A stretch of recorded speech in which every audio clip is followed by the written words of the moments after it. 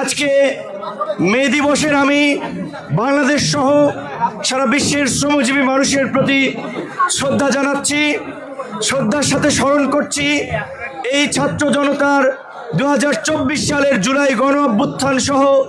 1952 সালের ভাষা আন্দোলন, 71-এর মুক্তিযুদ্ধ, 90-এর স্বৈরাচার বিরোধী আন্দোলন সহ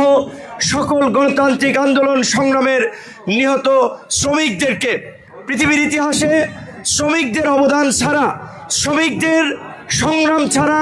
সভ্যতার নতুন অধ্যায় রচিত হয় নাই, ইতিহাস বদলায় নাই।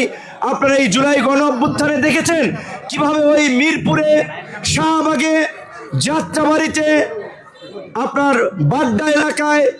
এমনকি এই সাভারে কিভাবে এই সাধারণ শ্রমজীবী মানুষ, এই গার্মেন্টসের কর্মীরা, এই হাট বাজারের শ্রমিকরা, দিনমজুর ভাইরা ছাত্রদের সাথে